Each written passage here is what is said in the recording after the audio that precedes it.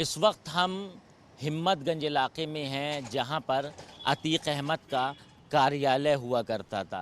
ये वो कार्यालय है जिसे बुलडोज़ कर दिया गया है आगे के हिस्से को, और इसी कार्यालय में कई सामान बरामद हुए थे। कार्यालय के अंदर भी चलेंगे और देखेंगे आखिर इसका हाल क्या है। और ये वही स्थल है जहां से अतीक अहमद की पूरे इलाहाबाद में हुकूमत चलती थी। जिस तरह से इस कार्यालय में बड़े बड़े कमरे हैं, केबिन बनाए गए हैं।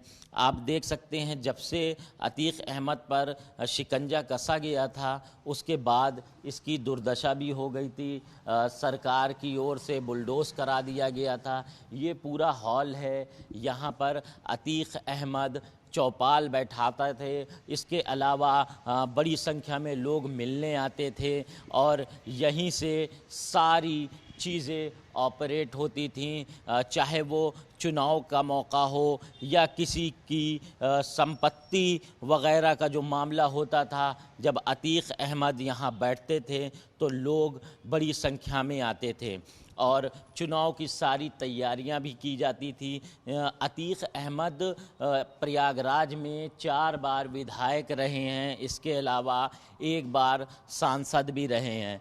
तो कहीं ना कहीं ये वो जगह है जहां से अतीक अहमद का प्रयागराज में पूरा सिक्का चलता था और यहाँ से लोग यहाँ पर उनसे मिलने आते थे। ये वही कार्यालय है जिसे बुलडोज भी किया गया था और इस कार्यालय के बाहरी हिस्से में पोस्टर भी लगा हुआ है बसपा का, क्योंकि कुछ दिन पहले जो शाइस्ता परवीन थी वो बसपा में शामिल हुई थी और ये माना जा रहा था कि उनको बसपा से महापौर का टिकट दिया जाएगा। फ़िलहाल जब उमेश पाल हत्याकांड हुआ तो उसके बाद जो बसपा थी उसने भी किनारा कर लिया था।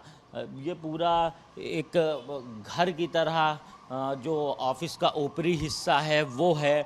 आप तस्वीरों में देख सकते हैं कितना बड़ा और मेन ये चौराहा है हिम्मतगंज का।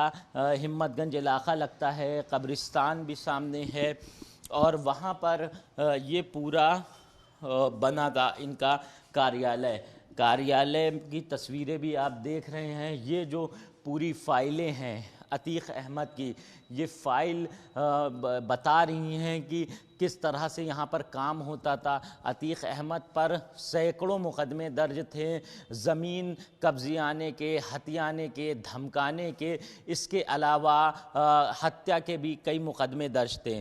तो तमाम ये फ़ाइलें गवाही दे रही हैं कि यहाँ पर किस तरह से चौपाल लगती थी और कैसे लोगों से अतीक अहमद मिलते थे और यहाँ पर तमाम चीज़ों की रणनीतियाँ बनती थी, चाहे वो चुनाव से रिलेटेड हो। एक पोस्टर आपको और दिख जाएगा मायावती का, और साथ में बसपा जो तमाम जो यहाँ से जब अतीक अहमद की पत्नी की दावेदारी की जा रही थी कि अतीक अहमद की पत्नी बसपा से चुनाव लड़ेंगी, तो उसके बाद जो उनके समर्थक थे उन्होंने भी बसपा का पोस्टर लगाना शुरू कर दिया था।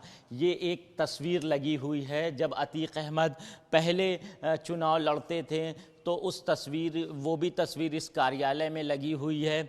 इसके अलावा आपको हम दिखाना चाहेंगे ये वो हॉल है जहाँ पर अतीक अहमद की सारी फाइलें जमा थीं। ये देखिए किस तरह जब ये अच्छा हुआ करता था, यहाँ पर जब अतीक अहमद रहा करते थे तो किस तरह से गद्दा तीनों तरफ लगा है, यहाँ पे लोग बैठते थे और आज भी फाइलें जगह जगह पड़ी हैं। देखिए एक लिखा है writ petition Atiq Ahmed versus state of UP. तमाम ऐसी फाइलें आपको इस कार्यालय के अंदर मिल जाएंगी। इसके अलावा जिस तरह से ये जो चकिया इलाका है, अतीक अहमद के घर से लगभग 1 किलोमीटर पहले ये कार्यालय है। फ़िलहाल अब अतीक अहमद और अशरफ की गोली मारकर हत्या कर दी गई है और कल रात उन्हें कसारी मसारी कब्रिस्तान में सुपुर्द खाक कर दिया गया है।